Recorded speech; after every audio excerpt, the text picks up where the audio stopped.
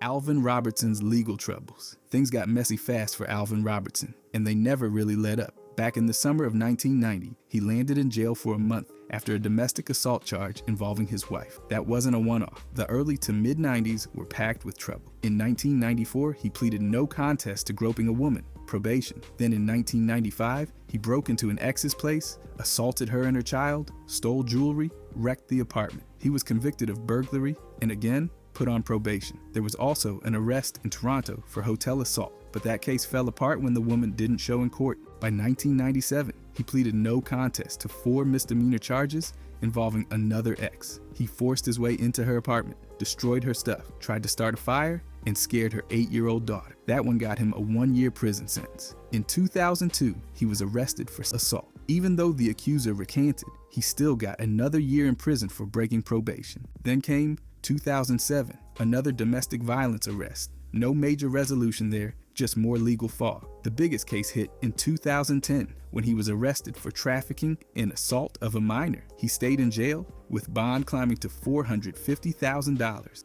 After 5 long years, a jury found him not guilty on every count. And just when it seemed done, 2018 brought another arrest, this time for breaking a protective order. All this buried his defense legacy. The legal battles ended, but the fallout's still trailing him. Years later, Shawn Bradley's paralysis. It happened on January 20th, 2021, in St. George, Utah. Bradley, riding his custom bike, swerved slightly to avoid a parked car. That's when a Dodge minivan hit him from behind. He flew across the hood and hit the ground headfirst. His helmet cracked under his 300-pound frame. He was paralyzed on the spot. Arms, legs, even breathing, gone. Only his eyes were moving. Doctors diagnosed a traumatic cervical spinal cord injury. That meant paralysis from the chest down. He had surgery to fuse his neck, spent almost 3 weeks in the ICU, and started rehab right after. Now, because he's 7'6", nothing is easy. Beds, therapy gear, transportation, all of it had to be customized. He uses a 500-pound electric wheelchair and a mechanical lift just to get out of bed. His home had to be retrofitted, and he's planning a more accessible place in Dallas. Even with that, his day includes constant repositioning to avoid pressure sores. Caregivers turn his body, help with transfers, and assist with therapy. He's working hard to gain independence. He can use his arms a bit, enough to eat with special utensils. Mentally, it's brutal. Bradley and his wife have spoken openly about the emotional weight, even about suicidal thoughts. But he's pushed through, leaning on his faith and family. He wants to advocate for cycling safety and spinal injury awareness. Before the accident, he played 14 seasons in the league, blocked shots like it was nothing, and stayed active in education and ranching after retirement. Now, it's a new fight, one that's all about progress, even if it comes slow. Ryan Anderson's tragedy. On August 12, 2013, Ryan Anderson's life flipped upside down. After a heated argument with his girlfriend, Gia Alleman, he returned to her apartment in New Orleans and found her unresponsive. She'd used a vacuum cord to hang herself. Anderson tried to save her, but she passed away the next day at just 29. He said his world collapsed. He felt guilt, shame, and a crushing sense of failure. After that, he withdrew completely. Back in California, he lived with his parents, barely eating, barely speaking. Applesauce and yogurt became his diet. He shut out everyone except his Bible. That silence stretched for weeks until September. When he returned to New Orleans, his teammates didn't push him to talk. They just made him feel normal again, and that mattered. By October, he was back on the court. Basketball became his escape. He averaged close to 20 points and started gaining buzz as a six-man or maybe even an all-star. But then January 3rd happened. In Boston, he collided with Gerald Wallace and ended up with 2 herniated discs in his neck. That was it. Season over. He missed 51 games and needed surgery. But his story didn't stop there. Anderson poured himself into mental health advocacy. He co-founded a foundation in Gia's name, walked 18 miles for suicide awareness, recorded messages for support campaign, and visited women's shelter. He started using his platform to talk openly about grief and suicide prevention. His story doesn't have the drama of legal trouble, but it's one of the most heartbreaking in NBA history. Emotional loss, physical pain, and the will to keep going. It's easy to miss, but hard to forget. Bruce Bowen's kick controversy. It happened on March 1st, 2002, when San Antonio took on Minnesota at the Target Center. Bruce Bowen was closing out on Wally Szczerbiak, who was going up for a 3. In that instant, Bowen's leg shot up and smacked Wally right below the eye. The referee somehow ruled it an offensive foul. On Wally, that did not hold up long. The league reviewed the tape and changed the call to a flagrant foul. Bowen got slapped with a $7,500 fine for the high kick. Still, both players stayed in the game, and the Spurs won 85-77. Bowen didn't act like it was a big deal. He later said Wally ran his face into Bowen's foot. That's one way to describe it. He brushed the whole thing off as an accident. Awkward, sure, but not intentional. Now, this wasn't some random fluke in a spotless career. Bowen had a history of getting in the middle of things like this. He built a reputation as a defensive menace, constantly testing how far he could push it without crossing the line. This kick just added fuel to that fire. The timing, the contact, the fact that Wally stayed in the game, all of it kept the moment from blowing up even more. But the league made its statement with the fine. It wasn't a suspension, but it said enough. This wasn't clean defense. Bowen's career thrived on riding that edge. Plays like this, incidents that feel split between reckless and calculated, are why his name still sparks debate. When fans talk about the dirtiest defenders in league history, Maurice Stokes' brain injury. On March 12, 1958, Maurice Stokes hit his head hard, driving to the basket during a game against Minneapolis. He blacked out, got revived with smelling salts, and somehow finished the game. 3 days later, after putting up 12 points and 15 rebounds in a playoff game, things took a turn. Mid-flight back to Cincinnati, he told his teammate, Jack Twyman, he felt like he was going to die. When they landed, Stokes had seizures and slipped into a coma. Doctors first thought it was encephalitis. Turned out it was post-traumatic encephalopathy, a brutal brain injury that left him paralyzed. He couldn't speak or move, but was fully aware, communicating with eye blinks. The recovery? Relentless. Stokes spent years in therapy, relearning small movements with braces, typing with help, even painting. Twyman stepped in big time. He became Stokes' legal guardian, managed his finances, set up medical compensation, and visited constantly. That bond would later define their legacy. Stokes lived out the rest of his life in hospital. He died of a heart attack on April 6, 1970, at 36. Long after, in 2004, he was inducted into the Hall of Fame. The NBA now honors him and Twyman with an award given each year to the league's best teammate. Stokes was a 3-time All-Star with insane averages, over 16 points, 17 rebounds,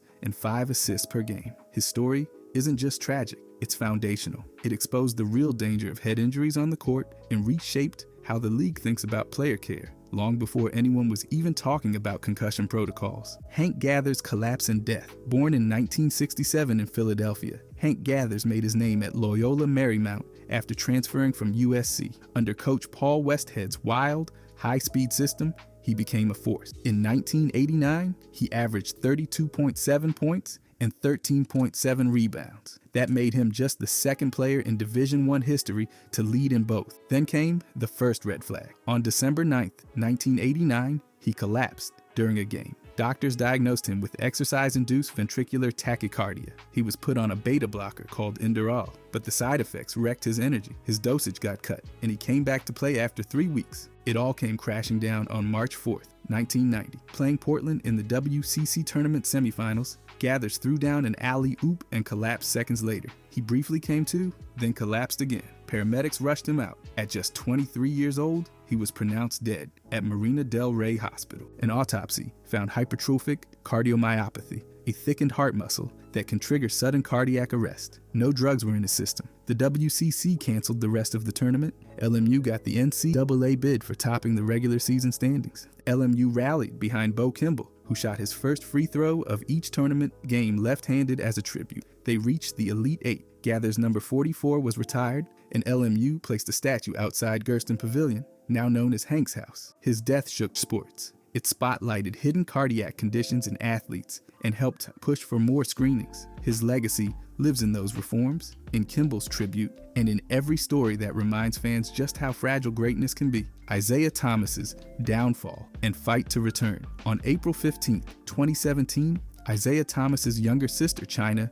died in a car crash. The next day, he played in Game 1 of the playoff series, scoring 33 while wearing sneakers that said China, R.I.P., Lil Sis. He broke down during warm-ups. Teammates rallied around him, but no one could fix the heartbreak. That same postseason, he was playing through a torn right hip labrum. It started with a March collision and got worse in May, during the series against Washington. Thomas later said he used the games to numb the grief. The pain didn't stop him from leading Boston through the playoffs, but it destroyed his body. After the season, he was traded to Cleveland in August. The Cavs found his hip so bad during the physical, they nearly scrapped the deal. He never got the big contract everyone expected. He was close to a $200 million deal, but after the injury, he made just over $10 million total. From there, he bounced around. Short stints with the Cavs, Lakers, Nuggets, Wizards, Pelicans, Hornets, Mavericks, and Suns. Never locked in. From 2019 to 2023, he mostly stayed unsigned or lived on 10-day contracts.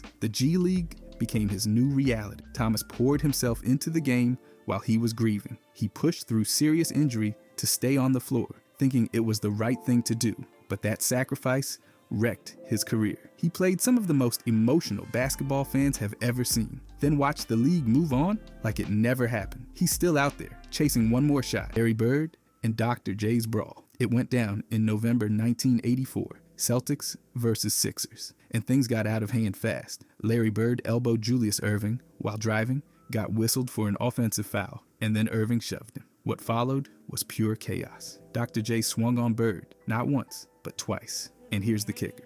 While those punches landed, Bird wasn't even free to respond. Charles Barkley and Moses Malone had already grabbed him from behind, locking his arms up like it was a wrestling tag team stunt. Barkley claimed later he was trying to prevent the fight from getting worse. He said he wanted to stop Bird from escalating. Malone was doing the same, restraining, not instigating. But while Bird was pinned, Dr. J kept throwing punches, and that's what made the whole scene explode in controversy. Bird had no chance to defend himself, and the cameras caught it all. Everyone involved got tossed. Bird, Erving, Barkley, Malone, ejected and fined. Dr. J and Bird were hit with $7,500 each. Malone paid $3,500 and Barkley got a $1,000 fine. And then they moved on. The very next day, Bird and Dr. J filmed a Converse commercial together. No grudge, no lingering beef, just business. That moment, as wild as it looked, never spilled over. 4 Hall of Famers in one brawl, and nobody dragged it past the buzzer. That's why it still gets replayed. Not just because of the fight, but because of how quickly they flipped the switch from enemies to professionals. It's one of those rare times where the highlight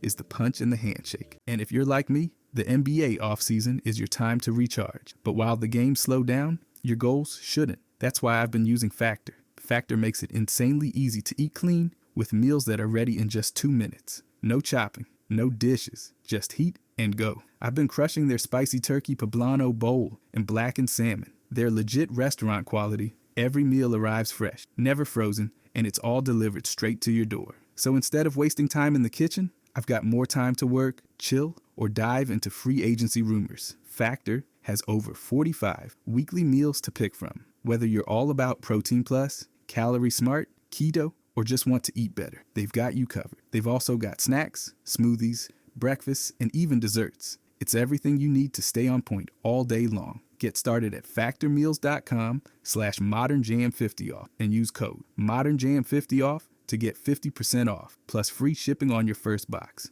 That's code modernjam50off at factormeals.com/modernjam50off for 50% off plus free shipping. Thank you to Factor for sponsoring. Bubbles Hawkins, Unsolved Murder. Robert Bubbles Hawkins was born in Detroit in 1954, made a name at Pershing High, then moved on to Illinois State. In 1975, Golden State took him 51st overall in the NBA draft. For a few short years, he was a guard with serious scoring ability. In just over 100 career games, he averaged 12.7 points per game, solid numbers for a guy bouncing between benches and bad luck. His big moment came with the Nets in 1976. That season, he exploded for nearly 20 points per game. On February 7th, he dropped 44 on the New Orleans Jazz. Coach Kevin Lawfery called him one of the league's most dangerous scorers. It looked like his breakout had arrived, then it all unraveled. The next year, his role shrank. He clashed with coaches. He couldn't hang on to a spot with either the Nets or the Pistons. His pro career was done by 1979. Fast forward to November 28th, 1993. Bubbles was found shot dead in what police called a suspected crack house in Detroit. He was 39. No arrests, no charges, no closure. Plenty of online whispers blame alcoholism or addiction for his downfall, but there's no real evidence backing that up. Those rumors keep spreading, but facts say otherwise.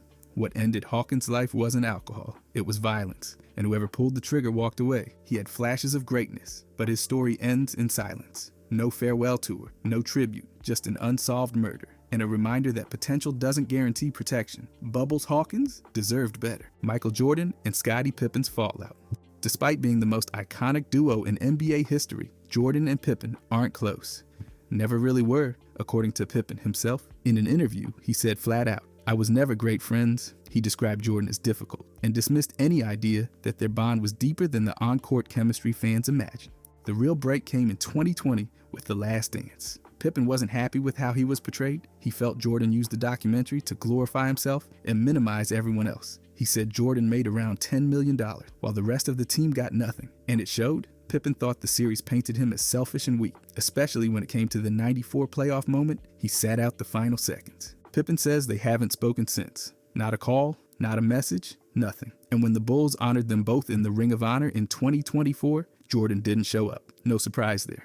Even though Jordan once called Pippen the best teammate ever, Pippen's been clear. They respect each other's games, but there's no friendship. Former teammates like Craig Hodges have begged them to reconcile, saying, "We too old for that." He also pointed out that once Pippen was named one of the league's 50 greatest, the dynamic shifted. Suddenly, Pippen wasn't just the wingman, he was an equal. But that respect hasn't translated into a reunion, just silence, public jabs, cold distance. It's not a dramatic feud, just the final chapter of a legendary partnership that never became a true friendship. Kevin Ware's injury and aftermath. On March 31st, 2013, during an Elite 8 showdown against Duke, Kevin Ware jumped to contest a 3. He landed awkwardly, and his leg gave out in a way no one watching would ever forget. His right tibia snapped, the bone punched through the skin, and players on both benches recoiled in horror. CBS stopped showing replays, trainers rushed in, and the game paused for 10 minutes. Ware was taken straight to Methodist Hospital in Indianapolis. Surgeons spent 2 hours inserting a rod into his tibia and stabilizing the break. It was a full compound fracture. Tibia and fibula both snapped. Doctors later said these injuries are more common in car wrecks than basketball games. Some blamed undetected stress fractures. Others pointed to possible vitamin D or calcium deficiencies that may have weakened his bones. Even with bones sticking out of his leg, Ware told teammates, "Win the game." They listened. Louisville crushed Duke 85-63, then went on to win the national title, though the NCAA would later vacate that win. Coach Rick Pitino brought Ware the regional trophy in the hospital. Everyone on the team was wrecked emotionally. Ware, calm and clear. Recovery wasn't quick. He redshirted the following season and eventually transferred to Georgia State. There, he won conference tournament MVP in 2015. He later played overseas, continuing his career far from the March Madness spotlight. That moment, the leg snap, the bench in tears, Pitino speechless, still sticks. It forced a national conversation about athlete health, college sports pressure, and how media handles trauma. Ware's story became about more than one play. It became a symbol of how fast a season, a career, even a life path can change. Chris Marcus's fall from promise. At 7'1" and 285 pounds, Chris Marcus was a late starter, but by his sophomore season at Western Kentucky, he was dominating. In 2001, he led the NCAA in rebounding with over 12 per game and earned Sun Belt Player of the Year honors. NBA scouts were buzzing. Some even said he might be the one guy who could guard Shaq. Then it all fell apart. In October 2001, Marcus went down in practice. What was first called a sprain turned out to be a stress fracture in his left ankle. He missed most of the next 2 seasons and never got back to full strength. Only 19 games. That was it. With his career slipping away, Marcus started drinking. He felt isolated, depressed, and overwhelmed. His weight climbed to over 330 pounds. He said in interviews he was sad and felt alone, stuck in pain and frustration. It spiraled. The Nuggets gave him a shot in 2003. He showed up lighter, motivated, and trying to turn things around. But one drink before a meeting wrecked the opportunity. He missed the session. That was the end of his NBA shot. Marcus went to rehab in 2005, got sober, earned a degree, and worked as a counselor. He turned his pain into purpose. But in April 2020, he collapsed at home and died from a pulmonary embolism. He was just 40. WKU honored him as one of the greatest to ever wear their jersey. He still holds records for blocks and rebounds. Marcus's story is the kind that never leaves you. So much promise, so much fight, and a heartbreaking reminder that talent can't always outrun the toll of injury and isolation. Monty Williams' wife. On February 9, 2016, Monty Williams' wife Ingrid was killed in a violent head-on crash in Oklahoma City. She was driving their Chevy Suburban when another car, speeding at over 90 miles per hour, crossed the center line. The other driver, Susanna Donaldson, died instantly. Toxicology reports showed meth and amphetamine in her system. Monty lost his wife. Their 5 kids, aged 5 to 17, lost their mother. It could have ended there. A tragic, story of loss and rage. But Monty did something nobody expected. At Ingrid's funeral, he stood in front of a packed church, surrounded by NBA players, coaches, and family, and asked everyone to pray for Donaldson's family too. "We have no ill will," he said. "That family needs prayer as well." He repeated it. "We cannot serve the Lord if we don't have a heart of forgiveness." It wasn't just a soundbite. It was real. Monty didn't excuse the crash, but he refused to let hate live alongside grief. He reminded everyone that Donaldson's family didn't wake up that day planning to destroy a life. Monty took a leave from the Thunder, stepped away from basketball, and raised 5 children alone. Years later, as head coach of the Phoenix Suns, he's spoken about how faith and forgiveness reshaped his leadership. His loss became part of his story, but not the end of it. The eulogy went viral, not because of shock value, but because of its grace. In a moment built for bitterness, Monty Williams gave the world something else: mercy, clarity, and a message that still echoes far beyond basketball. T-Mac and Yao Ming's injury timeline. It's one of the most painful what-if stories in NBA history. Tracy McGrady and Yao Ming were supposed to bring Houston a title in the mid-2000s. On paper, they had it all: size, skill, scoring, defense. On the court, they had overlapping injuries that wrecked every playoff run before it even got started. By the 2005 season, McGrady was dealing with brutal back spasms. He played just 47 games, add in his arthritic shoulder and the knee problems that followed, and he became a walking rehab report. In 2009, he had microfracture surgery on his knee, basically ending any chance for him to carry the team deep into the playoffs. Yao had his own nightmare reel: stress fractures, ankle injuries, foot surgeries, you name it. He broke his right leg in December 2006, then suffered a stress fracture in his left foot in February 2008